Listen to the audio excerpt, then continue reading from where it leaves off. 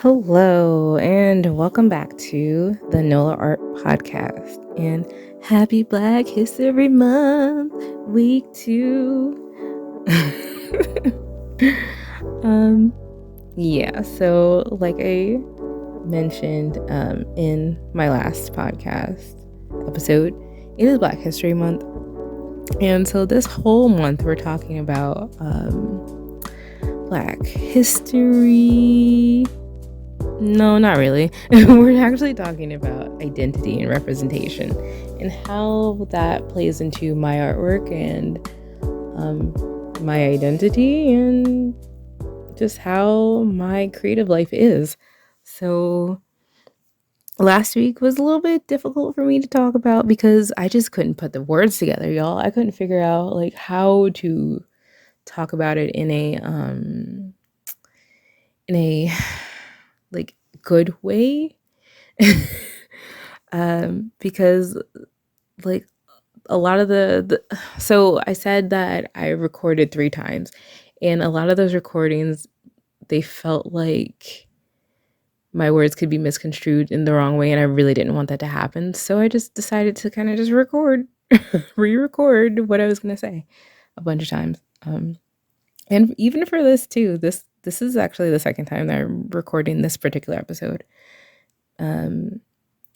Because representation matters, and that shouldn't be something that is weird or makes people feel defensive, but it does, and it's sad to see because like the reality here is that in the convention sphere for artist alley vendors, it's very much a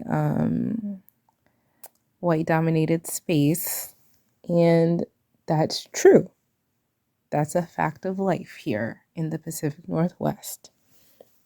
So people that come from a certain background are going to create people in their artwork or create characters in their artwork that reflect their personal experience. That just happens. Fact. Okay. We've gotten those 2 facts out the way.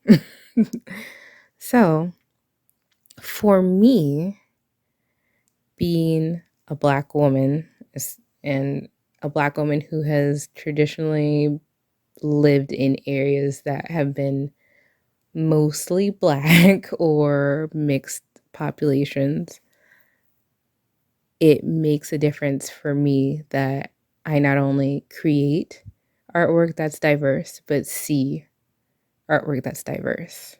And I'm not seeing a lot of diversity in the artwork just yet, but I'm hopeful for that. Usually I'm the only Black person in some of these conventions or at some of these conventions. And if not, I'm one of a handful. And it's, at the very least, it's good to see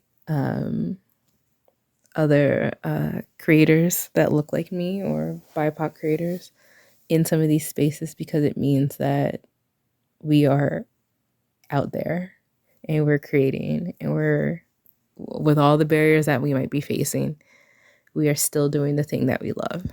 So that makes me happy.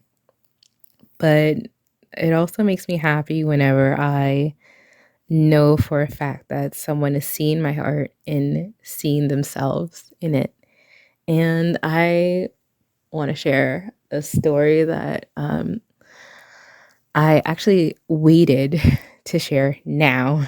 I had originally put it in a earlier podcast episode, but I decided, no, this is going to be a good story for Black History Month. So at a convention in Grants Pass, Oregon, and Grants Pass has a history of being a sundown town. Go look it up. It's true. Which, if you don't know what a sundown town is, Google that. For folks that are not familiar, I first found out about Grants Pass in the conventions that happened down there through, I believe it was like an anime or no, sorry, Artist Alley vendors forum. And I applied, got into, it was an anime convention specifically that I was at in Grants Pass. And this will forever be like a really great memory for me. This older, it's always older Asian gentlemen. I put a plural on that. No, it's always older Asian gentlemen that somehow come up to me and talk about like representation, which is cool. I totally I love it. Um, so this older Asian gentleman came up to me at a convention in Grants Pass, and he looked at my artwork, and I at the time I had my portfolio with me. So I hadn't yet created the BTS portrait posters, but I had the Blackpink ones. So I had my portfolio with me, and he stops at my booth. He's like flipping through my portfolio, looking at the pieces, and he's like, "Wow, this is really good. This is amazing." I'm like, "Thank you." And then he looks up at the Blackpink posters and he says, "Oh wow, like who are these folks?" And I started going to explain like, "Oh, well, they're a Korean pop group, and they like make music and all this kind of stuff." And he's like, he's just amazed. He's like, "I love the fact that you have all these different pictures with different skin tones, and you do skin tones so well."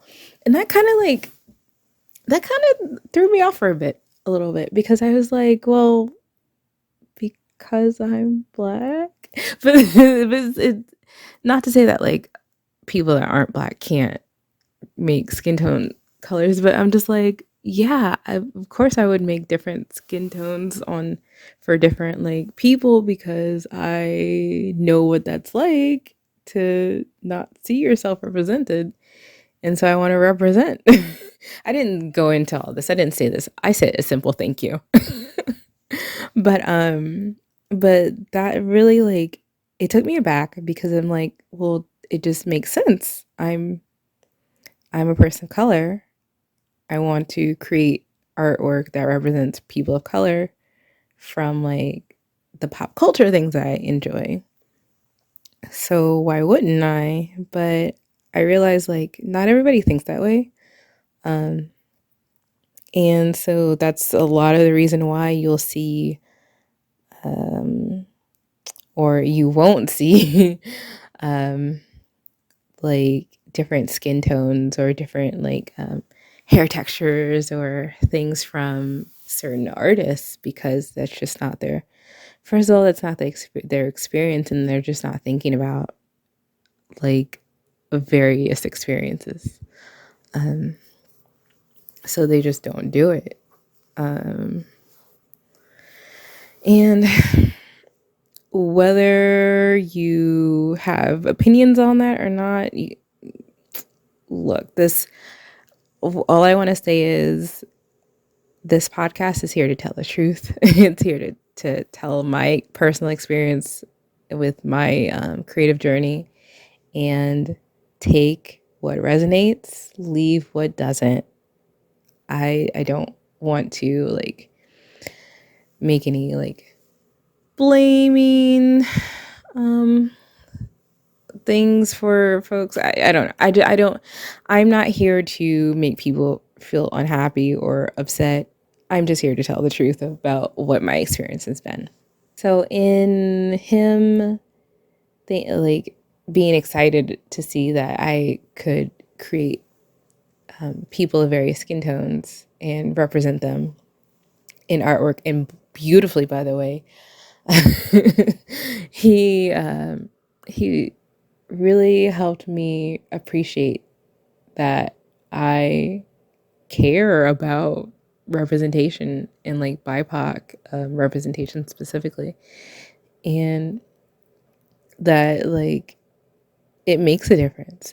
It makes a difference when like a little kid can walk by and see themselves in a piece that I drew. It makes a difference that like a Korean dad can stop by my booth and say, "Oh my gosh, like I'm so happy that somebody that's not Korean appreciates Korean culture." Like I'm happy about that because that should be the case for everything and everybody. Like we should be able to appreciate each other's cultures and differences and not have this weird like thing where everyone must assimilate to one specific culture and all that. Like that doesn't, that's so in antithesis to creativity in my mind.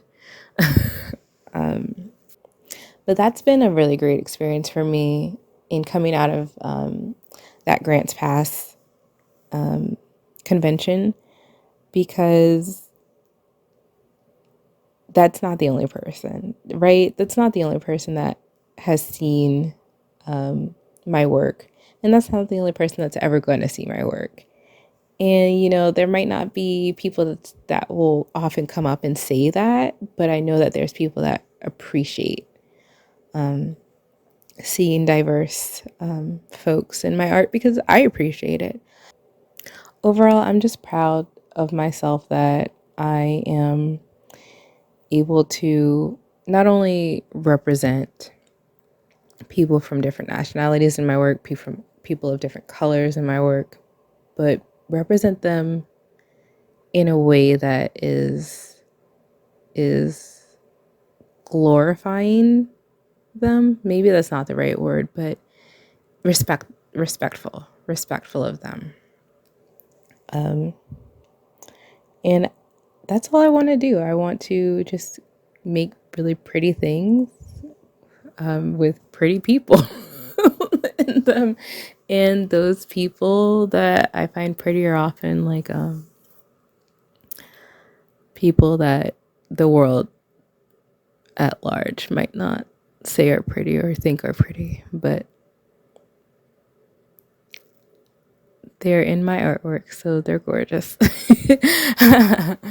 And also too, just like bringing folks to the forefront in my artwork that usually don't get spotlight.